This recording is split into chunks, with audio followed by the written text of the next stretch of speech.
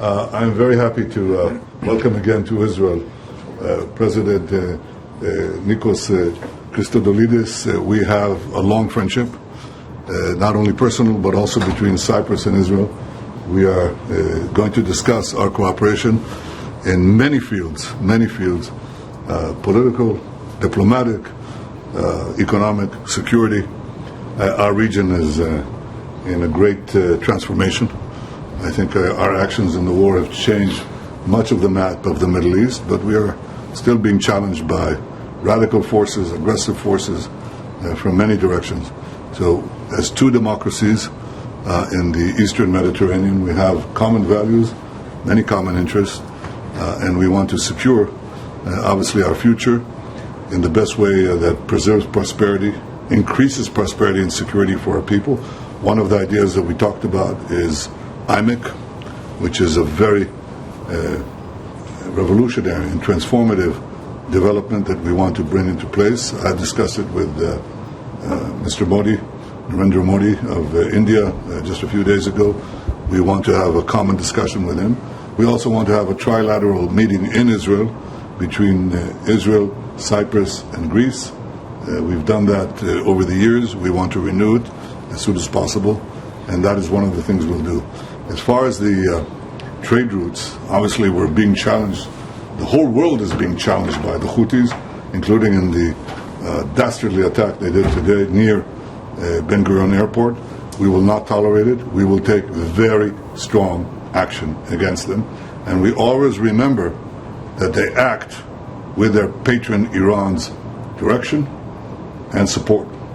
We will do what we need to do to take care of our security, to respond effectively, and to give Iran a due warning that this cannot continue. I'm very glad to be back, my dear friend Bibi. You know, my last visit was following the terrorist attack from Hamas. Let me congratulate you, first of all, for the anniversary day of Israel. Let me also express my solidarity for the recent wildfires. Following your request, Cypriot forces came here and fight with their Israeli colleagues. Once again, Cyprus proved that we are a predictable, reliable neighbor, ready to support our friends in need. I'm here to discuss our excellent bilateral relations. We need to do much more on defense, intelligence, tourism, trade. I was informed today that we have 110 flights from Israel every week to Cyprus. So you can understand the connection. There are more Israeli tourists in Cyprus than Cypriot tourists in Israel. Of course. But we have a different population. We can increase also Cypriot visiting Israel. We need to discuss regional developments, the situation in Syria and Lebanon. There is one neighbor that always is trying to create problems in our neighborhood. We will exchange notes, but also the trilateral cooperation with Greece, and even include other countries like India or the United States that we did in the past. And at the same time, we are going to have the presidency of the European Union January 1st, 2026. So we want to raise awareness about the region, about the importance of the region in Brussels. So we have full agenda ahead of us to discuss once again. Thank you very much. Good to see you again. Thank you. Last but not least, I want to mention this, my dearest Bibi, because I had a meeting with the families of two of the hostages, and deeply moving meeting, and I want publicly to repeat our clear position: all hostages must be released.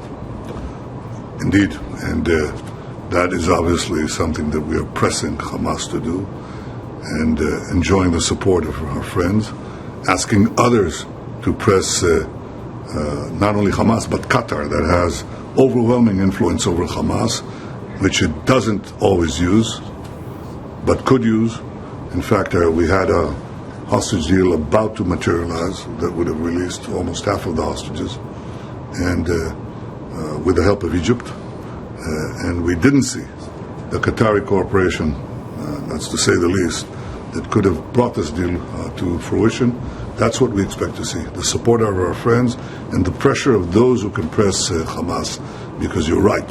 The release of the hostages, the repatriation of the living and those who are not living back in Israel is a number one requirement from international law, from morality, from common sense, from decency. It's a purely humanitarian issue, and humanitarian issues, they don't have any political or geopolitical. Unfortunately, Hamas doesn't recognize that. That's why we should increase the pressure, both diplomatic and military, which we are about to do. My friend, thank you, and again, welcome to Jerusalem once again. Thank you.